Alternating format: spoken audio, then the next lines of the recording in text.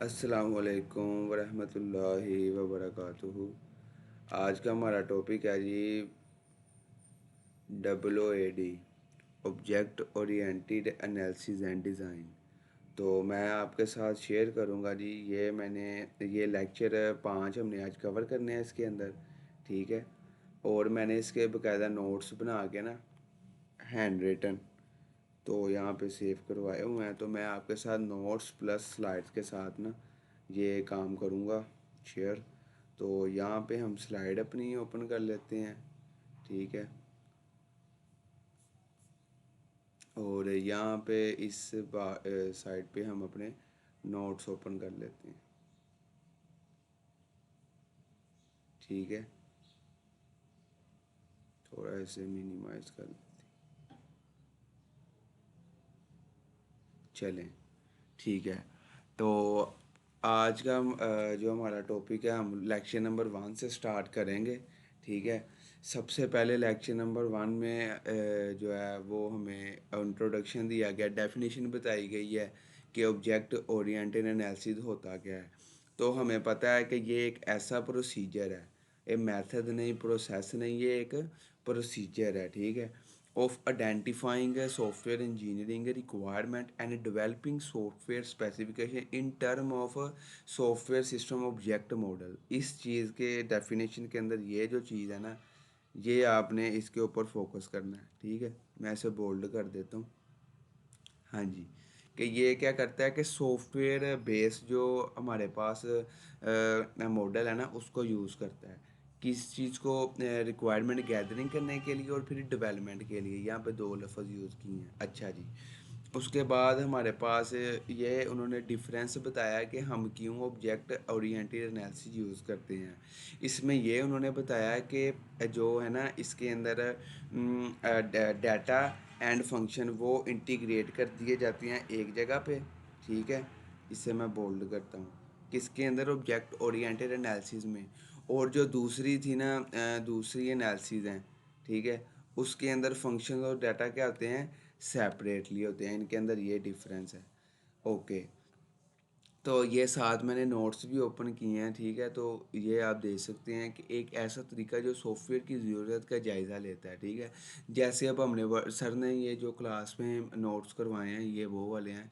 Sir ने कहा कैसे हम व्हाट्सएप बिल्ड करते हैं, तो उसके लिए हमें 15 से 20 प्रोसीजर से गुजर के फिर बनाना पड़ता है। ठीक है। उनमें से चंद जो अहम है वो यहाँ पे लिखे भी हुए हैं। ठीक है। जैसे टाइम है, क्वालिटी है, कॉस्ट, आईडी एंड थीम।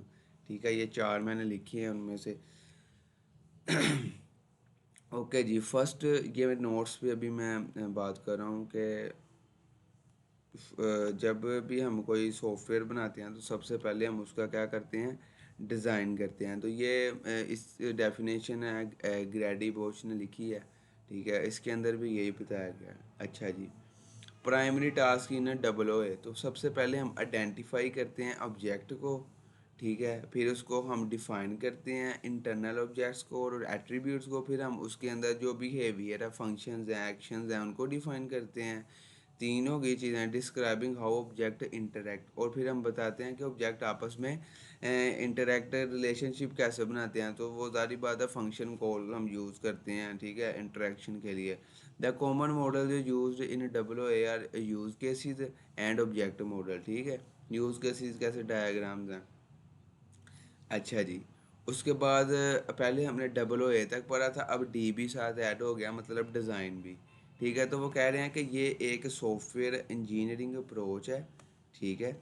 और that model the system as group of interacting each object representing some entity of interest in the system being model and characterized by its class and its state, data elements and its behaviour. ठीक है। तो इसके अंदर उन्होंने क्या बताया कि ये एक सॉफ्टवेयर इंजीनियरिंग अप्रोच है।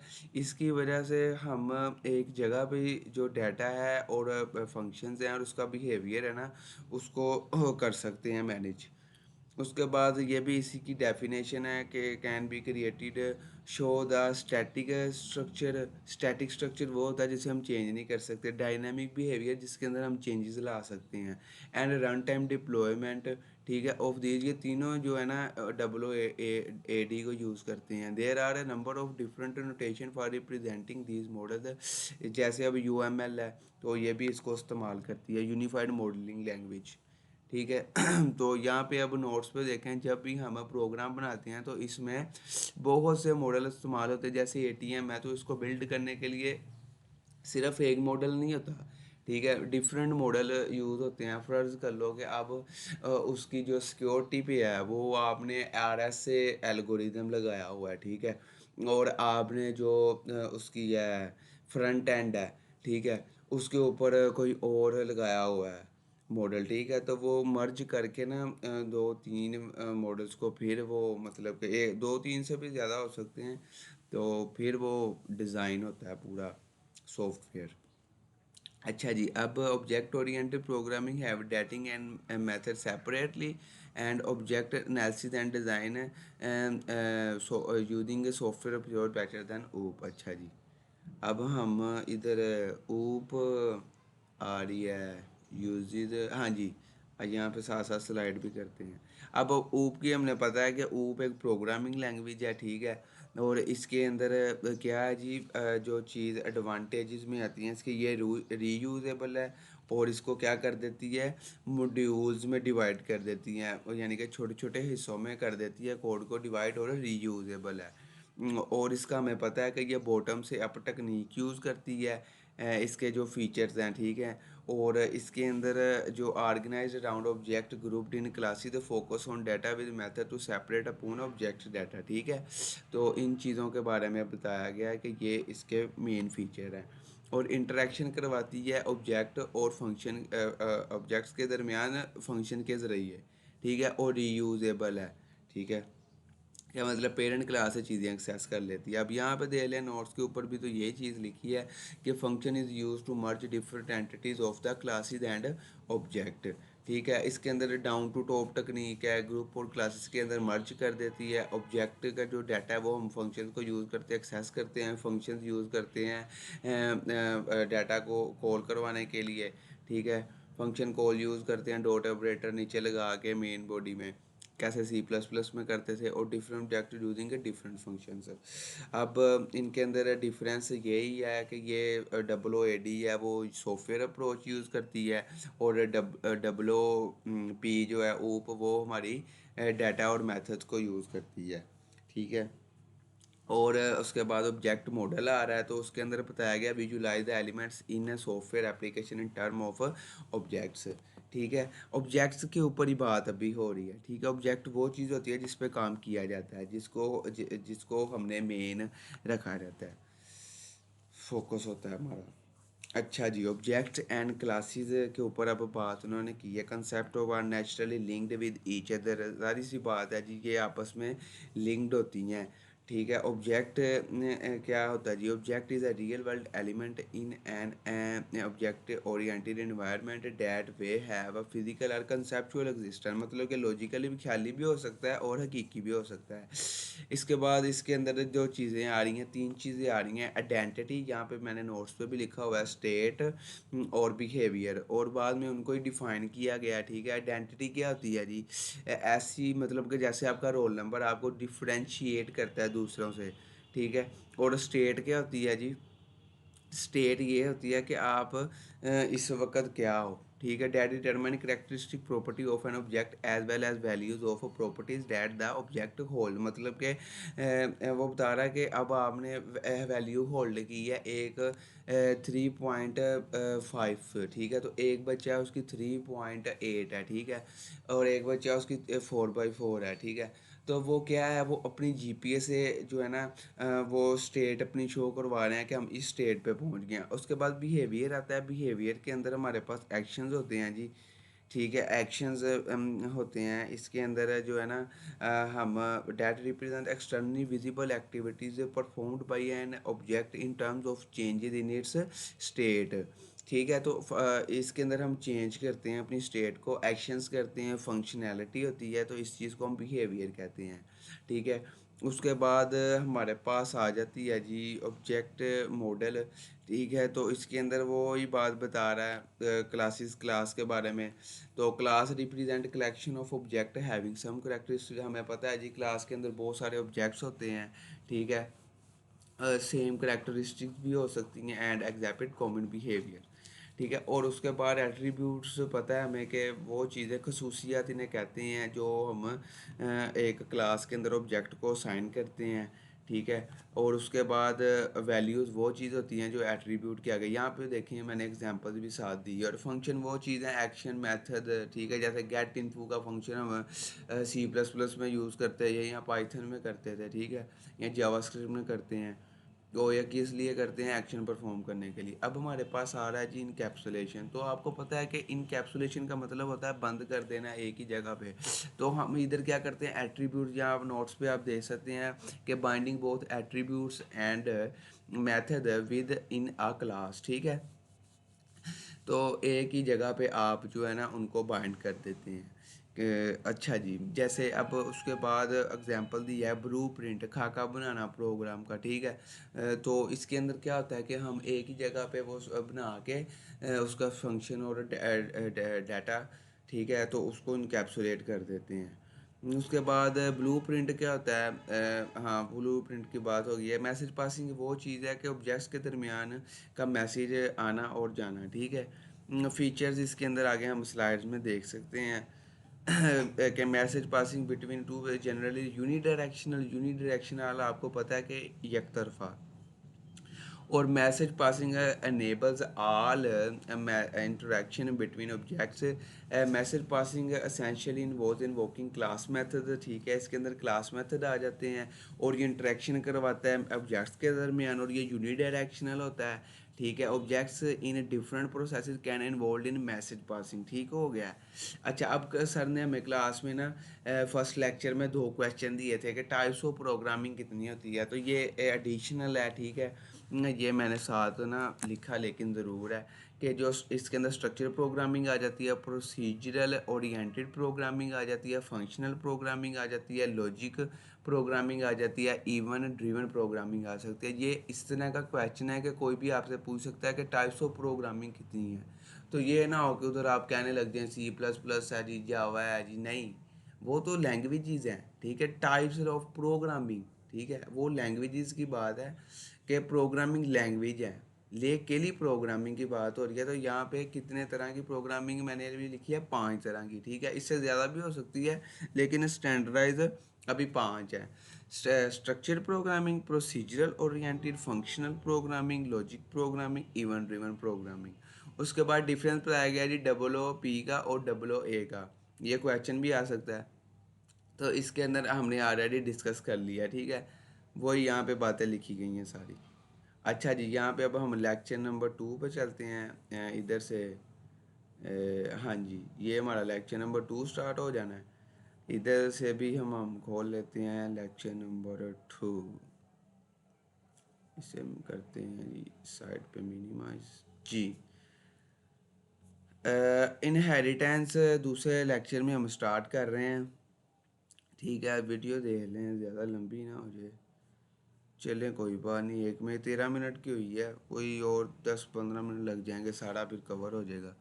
अच्छा जी, इनहेरिटेंस क्या होती है जी? इनहेरिटेंस हमको पता है कि ये विरासती सिस्टम है। इसमें हम क्लासेस को सब क्लासेस में जो एट्रीब्यूट्स हैं और फंक्शनैलिटी है वो गेट करते हैं चाइल्ड ऊपर से, पेरेंट क्लास से। तो यहाँ पे आप देख भी सकते हैं, मैंने एग्जांपल लिखी हुई है।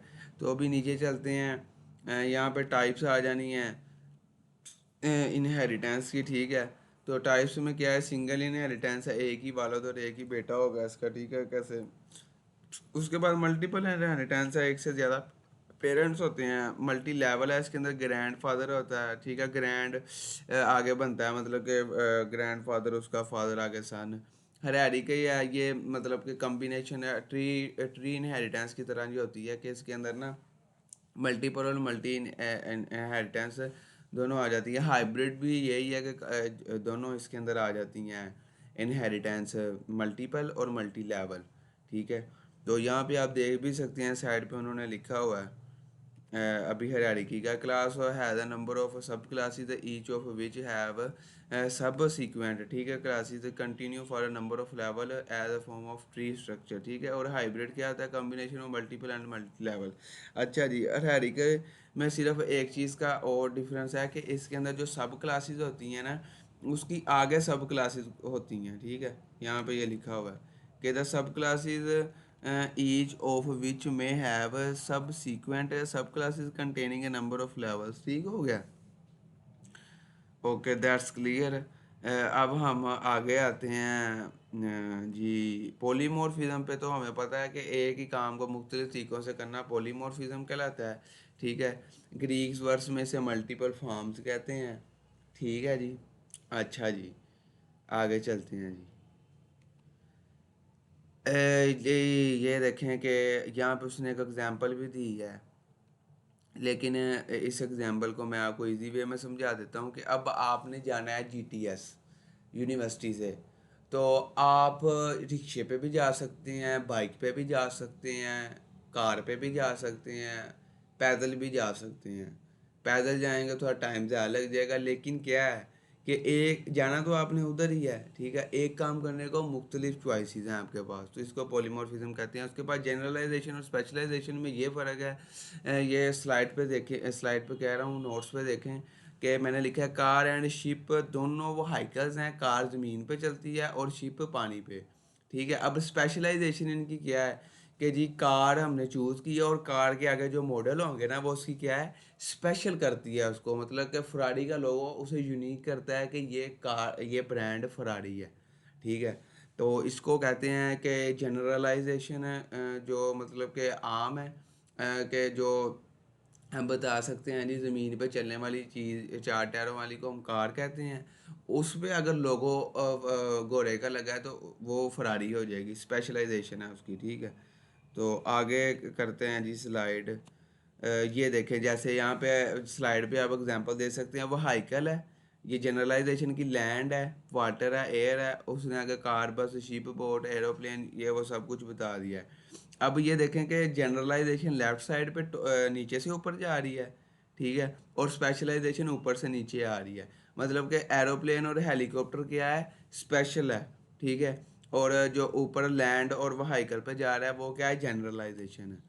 अच्छा जी, लिंक्स एंड एसोसिएशन, ये आसान वर्ड्स में हम स्लाइड में देखेंगे। ऑब्जेक्ट्स को आपस में जोड़ना ख्याली या मौजूदा दोनों तरीक़ों से, ठीक है, लिंक्स कहलाता है। और एसोसिएशन क्या होती हैं जी, एक जैसे लिंक्स को एक जैसे ढांचे और रवैये में जोड़ देना, ठीक है।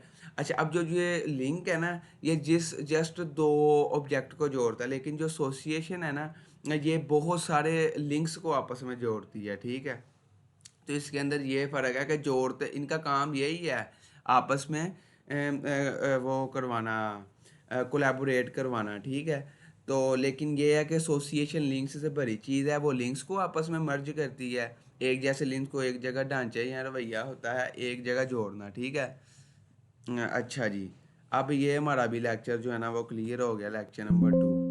तो अब हम चलते हैं जी लेक्चर नंबर 3 पे। किधर है जी 3? ये है जी 3। अच्छा जी, ये अच्छा है टॉपिक, थोड़ा समझ के इंशाल्लाह ताला हम चलते हैं तो हो जाता है ये भी कवर। तो अभी मैं चलता हूँ लेक्चर नंबर, ये कौन सा खुल गया है, 5 है ये, 3 पे चलना था हमने, 3 ये है। अच्छा जी, अब आप ना नोट्स पे आ जाएं ताकि हम जल्दी से कवर कर लें।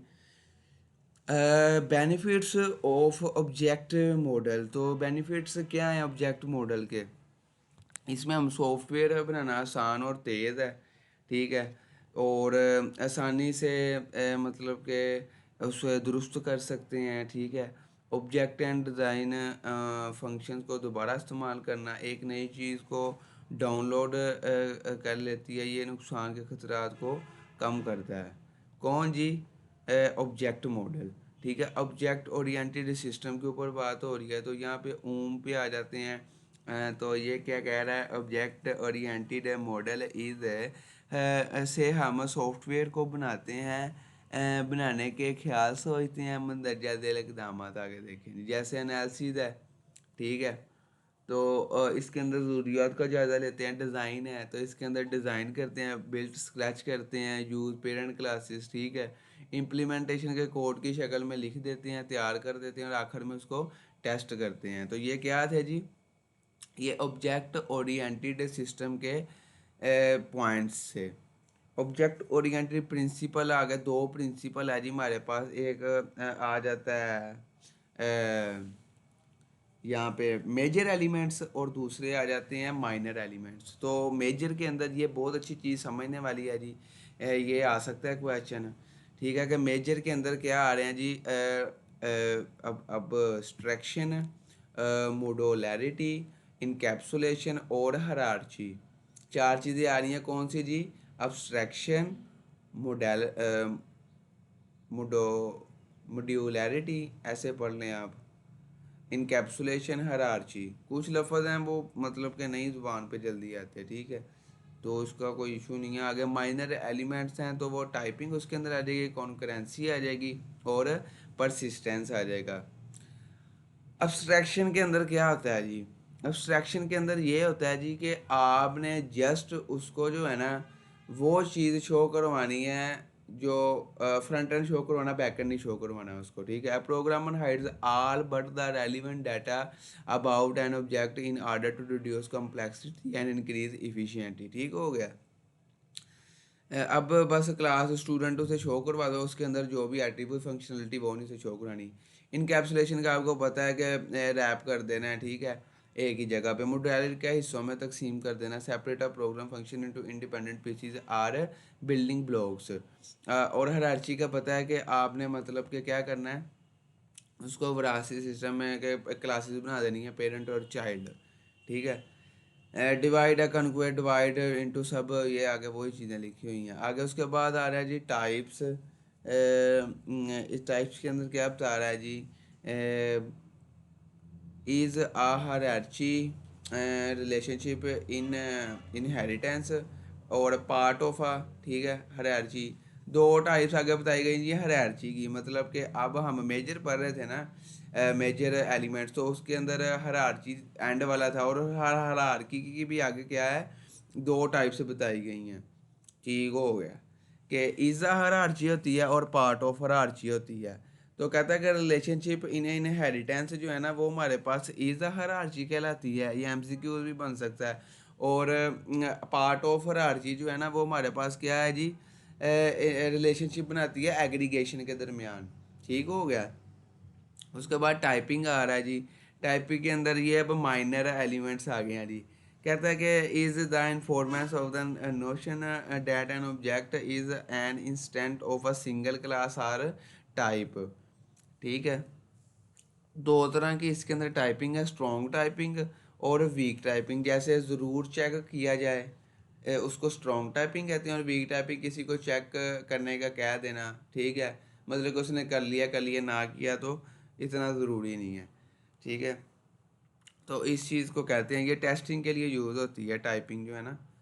तो इसकी आगे दो और भी थी, वो है कॉन्करेंसी और परसिस्टेंसी। तो अब हम इस स्लाइड के अंदर देते हैं। अच्छा जी, यहाँ पे स्ट्रक्चर की बात की गई है, तो वो मेरा ख्याल लेक्चर नंबर 4 में पढ़ा होगा।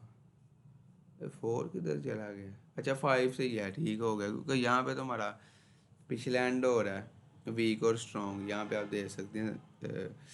तो यहाँ पे अब जो ट्रांजिशन और स्टेट पे बात होने लगी है, ये हमने पढ़ लिया। हाँ जी, ये ट्रांजिशन और स्टेट यही है जी, ठीक हो गया। तो सबसे पहले हम देखेंगे कि स्ट्रक्चर जो एनालिसिस है, ऑब्जेक्ट ओरिएंटेड एनालिसिस है ना, इनके अंदर क्या डिफरेंस है जी। तो उन्होंने बताया है कि इनके अंदर यही डिफरेंस है कि जो स्ट्रक्चर्ड है ना, इसके अंदर हम एक ही जगह पे वो यूज़ करते हैं जैसे डाटा और फंक्शंस को, ठीक है। लेकिन जो दूसरे हैं ऊप है वगैरह, उसके अंदर क्या है जी, डिफरेंट सेपरेटली यूज़ करते हैं।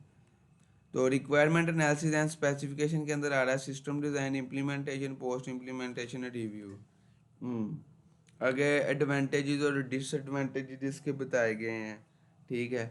तो ये बताए गए हैं जी, structure analysis V S object oriented analysis.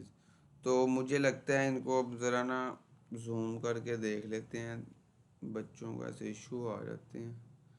अच्छा जी, पहला क्या है जी, focus on data rather than the procedure as in structured analysis. Functionality is अच्छा अब पहले इसके एडवांटेजेस पढ़ लेते हैं, ठीक है। वो डबल ओ ए के, ठीक है। तो उसके अंदर वो बता रहा है कि focus on data rather than the procedure as in structure analysis. ये ऊड ओ डबल ओ ए के एनालिसिस के, ठीक है। तो इसके अंदर उसने यही बताया कि इसके अंदर जो है ना, हम डाटा के ऊपर फोकस करते हैं, प्रोसीजर्स पे नहीं, ठीक है। और इसका डिसएडवांटेज क्या है कि functionality is restricted with an object, कि आप किसी भी ऑब्जेक्ट के अंदर फंक्शन जो है ना वो चेंज नहीं कर सकते, ठीक है। The suppose a problem for system which are intrinsically procedural और कॉन्सेप्ट कंप्यूटेशनल इन नेचर, ठीक है। तो ये कह रहा है कि ये इसके अंदर जो नुकसान है ना डबल ओ ए का, वो ये है कि इसके अंदर आप फंक्शनैलिटी को नहीं चेंज कर सकते जो उसके अंदर बिल्ट इन है। तो इसी तरह आगे भी इन्होंने जो है ना इसके एडवांटेज और डिसएडवांटेज बताए हैं। तो हम जो है ना अब नोट्स पे साथ साथ चलते हैं, स्लाइड्स में ना बहुत ज़्यादा टाइम कंज्यूम हो जाता है। स्टेट्स एंड स्टेट ट्रांजिशन पे आ गए हैं जी हम। जैसे वो कहता है कि खसूसियात एटीएम की एग्जांपल दी है। खसूसियात की जो है ना इसके अंदर ये है कि वो उसको एग्जीक्यूट एंटर करते हैं, उसके अंदर कोड ट्रांजैक्शन होती है और फिर वो ख़त्म हो जाती है, एंड हो जाता है, ठीक है। तो ये होती हैं, ये क्या है जी, स्टेट्स हैं एटीएम की, ठीक है। एग्जाम्पल के साथ समझाया गया, ठीक है। पार्ट्स ऑफ स्टेट आगे आ रहे हैं, यहाँ पे आप देख सकते हैं जी, ये कैसे नेम है, ठीक है। अच्छा, यहाँ पे मैंने नेबल एडिटिंग नहीं अभी किया, कोई बात नहीं, चलो। नेम है जी, नेम को बोल्ड कर लेते हैं। ये क्या है जी, इसके पार्ट्स हैं, एंट्री है एंड एग्जिट एक्शन है जी, ठीक है। इंटरनल ट्रांजिशंस हैं जी, ठीक है। सब स्टेट्स हैं जी, ठीक है। तो आगे उसकी फिफ्थ पे क्या है, यहाँ पे मैंने नोट्स पे भी वही चीज़ें लिखी हुई हैं कि फर्स्ट ऑफ ऑल हमारे पास नेम आता है। नेम क्या होता है जी, वो कहता है कि स्ट्रिंग होती है जिसके अंदर कलेक्शन ऑफ करेक्टर्स आ जाते हैं जो दूसरे को डिफ्रेंशिएट करती है, ठीक है, एक स्टेट को दूसरी स्टेट से। अ स्टेट में नॉट हैव एनी नेम, ठीक है। उसके बाद एंट्री एंड एग्जिस्टम के इसमें यहाँ तो दाखिल होंगे या बाहर, जैसे एटीएम के अंदर इनवैलिड पासवर्ड लगा दें तो वो आपकी ट्रांजैक्शन कर देती है कैंसिल। तो इंटरनल ट्रांजिशन आ गई है जी हमारे पास इसके अंदर। और उसके बाद सब स्टेट्स हैं, स्टेट्स विद इन स्टेट्स, ठीक है। तो उसके बाद इनिशियल एंड फाइनल स्टेट्स के अंदर क्या है, जैसे वो एमसीक्यूज होते हैं जिसको हम सर्कल करते हैं, तो वो आ जाते हैं इनिशियल और फाइनल स्टेट के अंदर। उसके बाद नेक्स्ट चलते हैं जी, स्टेट्स के बारे में भी आपको काफ़ी पता चल गया है। ओके, नोट्स पे आ जाएं, थोड़ा जूम आउट करते हैं नोट्स को। हाँ, अब ठीक है। ट्रांजिशन कहता है कि दो स्टेट के दरमियान तल्लक और जो काम होता है उसको हम क्या कहते हैं जी, ट्रांजिशन कहते हैं। ये इसका काम क्या होता है, सोर्स से लेकर डेस्टिनेशन तक पहुंचाना, इसका ये इसको क्या कहते हैं जी, ट्रांजिशन। देखिए जी, ये नोट्स का इतना फ़ायदा है ना कि ये इतनी ज़्यादा पैराग्राफ्स पढ़ने की बजाय आपको ईजी समझ आ जाती हैं चीज़ों की। अच्छा, उसके बाद पार्ट्स क्या हैं जी, पार्ट्स के अंदर आ रहा है source state, event trigger, guard condition, ठीक है। ये किसके पार्ट्स हैं जी, ये मेरा का ट्रांजिशन के पार्ट्स हैं जी। हाँ जी, वो ही हैं जी, द 5 पार्ट्स ऑफ ट्रांजिशन। तो यहाँ पे आप देख सकते हैं, सोर्स है, गार्ड है, ठीक है। तो ये सिक्योरिटी मेजर्स हैं, एक्शन है, ठीक है। उसके बाद क्या है, टारगेट स्टेट है, ठीक है। उसके बाद क्या है जी, उसके बाद भी एक है टारगेट स्टेट, ठीक हो गया, टारगेट स्टेट तक किया, ठीक है। अब बात करते हैं एक्सटर्नल इवेंट्स की और इंटरनल इवेंट्स की। मतलब कि क्या है कि इसके 5 पार्ट्स हैं ना, उनमें से जो पार्ट है ना, ये वाला दूसरा, ठीक है, इवेंट ट्रिगर, उसकी भी आगे 2 टाइप्स बताई गई हैं, ठीक है, इंटरनल और एक्सटर्नल। तो इंटर्न जो बाहर की तरफ से नज़र आते हैं, जैसे क्लिक करना माउस को, ठीक है, तो ये क्या है, एक्सटर्नल इवेंट है, क्योंकि माउस क्या है, आउटपुट बाहर डिवाइस है, आउटपुट डिवाइस है, ठीक है। और इंटरनल के अंदर प्रोग्राम को रन करवाना, स्टैक कोई एरर आ गया तो वो प्रोग्राम के अंदर आया है ना, सॉफ्टवेयर के अंदर, तो उसे इंटरनल इवेंट्स कहते हैं। आगे डेफर्ड इवेंट्स, किसी काम को फ़ौरन नहीं करना, बाद में, मतलब कि पेंडिंग में डाल देना, जिसका हमें पता हो गया यार ये पेंडिंग में भी हो जाए तो इसका नुकसान नहीं है, ये लिखा भी हुआ है यहाँ पे डेफर्ड इवेंट्स, ठीक है। तो जी, इवेंट क्लासेस आगे आ रही हैं। इवेंट क्लासेस के अंदर हम पढ़ेंगे जी, indicates a group of events with common structure and behaviour, ठीक हो गया, कि जिनका कॉमन बिहेवियर और स्ट्रक्चर होता है उसे हम क्या कहते हैं, इवेंट क्लासेस कहते हैं। जैसे एग्जांपल है, क्लास के अंदर फ्लाइट है। अच्छा जी, देख लेते हैं सन भाई ने क्या खूबसूरत मैसेज भेजा है, भाई बड़े अच्छे मैसेज भेजते हैं। अच्छा जी, माशाल्लाह, अल्लाह नूर है आसमानों और ज़मीनों का, बेशक। चलें आगे चलते हैं। अ, जी, स्नैरियो, सॉरी, हम थे इधर इवेंट क्लासेस की एग्जांपल पे, कि क्लास फ्लाइट है, ठीक है, फ्लाइट फ्रॉम, उसका सारा डिटेल्स लिखना, ये किसके अंदर आ जाती हैं, इवेंट क्लासेस के अंदर। इसके अंदर हम इसका बिहेवियर और स्ट्रक्चर डिफाइन करते हैं। आगे एक्टिविटी के बारे में बात कर रहे हैं, कोई काम करना उसको थोड़ा वक्त चाहिए होता है, ठीक है, ये एक्टिविटी हमारा, ठीक है, कि जो भी हम काम करते हैं वो हमारी क्या होती है, एक्टिविटी। एक्शन क्या होता है, कोई फंक्शन करना, बहुत से एक्शन मिलकर फंक्शनैलिटी परफॉर्म करते हैं, एक्टिविटी बनाते हैं, ठीक है, यहाँ पे लिखा भी हुआ है, बहुत से फंक्शन मिलके एक्टिविटी बनाते हैं। उसके बाद एंट्री एंड एग्जिट एक्शन है, ठीक है, जैसे एटीएम में विड्रा करवाने जाते हैं तो वो बेस्ट एग्जांपल है इसकी, कि अगर तो सही पासवर्ड लग गया तो विड्रा हो जाएंगे, नहीं लगा तो cancel, sorry cancel. Scenario, scenario इसमें हम ख़ास तरतीब के जो है ना, हरकत का खाका बनाते हैं, ठीक है, जैसे स्नैरियो बेस्ड हमें क्वेश्चंस आते हैं, एक ख़ास तरतीब होती है उसकी। उसके बाद डायग्राम है, ये डायनामिक मॉडल के लिए इस्तेमाल होती हैं, अक़साम इसकी कितनी है, यहाँ पे बताई गई है, सीक्वेंस डायग्राम, कोलैबोरेशन डायग्राम, ठीक है, इंटरेक्शन डायग्राम। तो यहाँ पे ये देख सकते हैं आप, टाइप सीक्वेंस, कोलैबोरेशन है, ठीक है। उसके बाद स्टेट ट्रांजिशन डायग्राम है, ठीक है। उसके बाद 2 टाइप्स ऑफ कॉन्करेंसी बताई गई हैं, ठीक है। तो ये डायग्राम्स ही है सारी। इन 2 टाइप्स ऑफ कॉन्करेंसी में एग्जिस्ट, यहाँ पे आप स्लाइड पे देख सकते हैं, ये क्या है, माइनर एलिमेंट्स है, किसके, जो हमने यार लास्ट स्लाइड पे पढ़ा था, ये थे मेजर और ऑब्जेक्ट ओरिएंटेड प्रिंसिपल, ठीक है, मॉडल के, सॉरी। तो आगे अब हम चलते हैं जी, इन टाइप्स ऑफ कॉन्करेंसी हो गया। इसमें ऑब्जेक्ट के अंदर चीज़ों पर कॉन्करेंसी इस्तेमाल कर सकते हैं, जैसे पिन, फिंगर, थंब, ये सारी क्या हैं जी, वो आ जाती हैं आपकी सिक्योरिटी मेजर्स के अंदर, ठीक है। आगे उसके आ रहा है जी, सिंपल स्टेट और कंपोजिट स्टेट क्या होती है, ठीक है। सिंपल स्टेट हमें पता है, जिसके अंदर 9 सब स्ट्रक्चर हों, और कंपोजिट जो थोड़ी कॉम्प्लेक्स होती है, नेस्टेड स्टेट इनसाइड होती है, जैसे message, email, both use for bank app verification है, ठीक है। आगे जब वो हम ट्रांजिशन करते हैं उसकी आगे वो आ जाती हैं वेरिफिकेशन है, ठीक है। तब वो क्या होती हैं, कंपोजिट स्टेट। अब आगे सब स्टेट पे बात हो रही है जी। सब स्टेट ये मुश्किल को कम कर देती है, ठीक है, और कंपोजिट इसमें तरतीब से भी काम कर सकते हैं, तरतीब के बगैर भी। सीक्वेंस सब स्टेट्स आ रही हैं आगे, आप देख सकते हैं, ये लास्ट स्लाइड है 24, और इधर नोट्स पे भी देख सकते हैं। तो इसके अंदर एक सीक्वेंस होता है जी, आप एक स्टेट के बाद दूसरी पे मूव करते हैं। और कॉन्करेंट क्या चीज़ है जी, कि सब state execute in parallel way, parallel क्या होता है जी, एक्स एक्सिस मतलब कि स्मूथ आप जाई जा रहे हैं। अब हमने जी इधर लेक्चर नंबर 4 पे मूव करना है जी, अल्लाह खैर करे।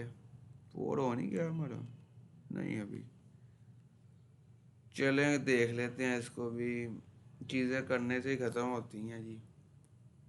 एक बार ये कर लेंगे। अब आपका ये देखें ना कि मिड भी आ रहे हैं, तो मिड के लिए भी प्रेपरेशन हो जाएगी, ठीक है, अभी वीडियो अपलोड कर दूंगा। तो चलें जी, यहाँ पे अब हम चलते हैं स्ट्रक्चर प्रोग्रामिंग पे। तो अब मेरे ख्याल से ना हम नोट्स से ही क्लियर कर लेते हैं, क्योंकि same as it as slide पे भी वही चीज़ें हैं, और इधर मैंने इजी करके ना डिस्क्राइब किया हुआ है, आपको ज़्यादा समझ आएगी, ठीक है। तो बाकी साथ मैंने इसलिए खोला है कि कोई चीज़ मिस भी हो जाती है तो स्लाइड से देख लेते हैं। स्ट्रक्चर प्रोग्रामिंग में दो चीज़ें आती हैं जी, डाटा और फंक्शनैलिटी, लेकिन ये क्या होती हैं, एट अ सेम टाइम एक ही जगह पे कंबाइन काम कर रही होती हैं। और प्रोग्रामिंग के अंदर क्या है जी कि डिफरेंट डाटा और फंक्शनैलिटी सेपरेटली काम करती हैं। यहाँ पे अभी एक तस्वीर भी आएगी, ये देख सकते हैं आपके स्ट्रक्चर एप्लीकेशन में डाटा और वो जो है वो एक ही जगह पे हैं, ठीक है, लेकिन एन ऑब्जेक्ट एप्लीकेशन के अंदर क्या है जी, वो डिफरेंट है, ऑब्जेक्ट के ऊपर फोकस है बस उनका। It using the process model, it separates the data and functionality जी बिल्कुल। एंड ऑब्जेक्ट ओरिएंटेड, यहाँ पे आप सब कुछ दे सकते हैं, ये वही बातें की हुई हैं इन्होंने। आगे हम करते हैं, नोट्स पे जा रहे हैं। To separate the data and functionality पहली है, comprises the number of software object that interact to achieve the system objective. अब पोटेंशियल बेनिफिट्स के अंदर अब क्या आ जाते हैं, इसके रीयूजेबिलिटी आ जाती है, ठीक है, इनहेरिटेंस, पॉलीमॉर्फिज्म, इनकैप्सुलेशन, मोडालिटी, किसके अंदर जी, ऑब्जेक्ट ओरिएंटेड प्रोग्रामिंग है ये, डबल ओ के अंदर, ठीक है। तो ये इसके बेनिफिट्स हैं। उसके बाद इंप्रूव्ड क्वालिटी की आ जाती है, on time on budget, easily two of services, finance आगे बेनिफिट्स आ जाते हैं, reuse, extensible, improve quality, build system better faster and cheaper, BFC, better faster and cheaper, BFC। ये इसके सारे क्या बताए जा रहे हैं, बेनिफिट्स के ऊपर बात हो रही है, किसके बेनिफिट्स की, ऑब्जेक्ट ओरिएंटेड की, ओरिएंटेशन, ठीक है। उसके बाद क्या है आ रही हैं जी, इंक्रीज कर रहा है जी चांस ऑफ प्रोजेक्ट सक्सेस, कैसे success, full doing on time, वक्त पे मुनासिब पैसों में, ठीक है, अपने बजट के हिसाब से, meet the need of users के रिक्वायरमेंट जो है वो यूज़र की बताई हुई कि उसके मुताबिक user expert at business, reduce maintenance burden, ठीक है। तो बिल्कुल जी, ये हम सारे नोट्स भी ओपन कर लेते हैं यहाँ पे, हाँ जी, रिड्यूस मेंटेनेंस ऑफ बर्डन, ठीक है। तो 80% जो है ना वो आपका जो है वो बर्डन कम हो जाता है। वो कैसे कम हो जाता है जी, वो जी जब आप ये यूज़ करते हैं डबल ओ, ऑब्जेक्ट ओरिएंटेशन, ठीक है। होता कैसे है जी काम, वो मतलब कि जो आपकी रिसोर्सेज है, मतलब कि आपने जो कोड लिखना है वो आप को बना बनाया मिल जाना है सॉफ्टवेयर अप्रोच से, तो आपकी कम हो जाता है बर्डन, ठीक है। उसके बाद क्या एप्लीकेशन ब्लॉक आ रहा है इधर, ये जो इसके, ठीक है, ये इसके ड्रॉबैक्स नहीं है जी, ये भी इसके बेनिफिट्स ही हैं, ठीक है। उन्होंने कहा है कि the potential drawback double O is nothing, आगे नथिंग भी लिखा है, नहीं, is perfect including double O, ठीक है। और आगे उन्होंने बताया कि require greater concentration on requirement, ठीक है, एनालिसिस एंड डिज़ाइन। तो ये सारी इसकी खसूसियात हैं, ड्राबैक्स नहीं है। अल्लाह मेरी तौबा। आगे उन्होंने वो पॉइंट्स 3 मैंने इधर लिखे हैं। तीसरा पॉइंट है, required a complete change in the mind set. आगे आ रहा है हमारे पास जी कोरबा, ठीक है, CORBA, Korba, common object request broker architecture.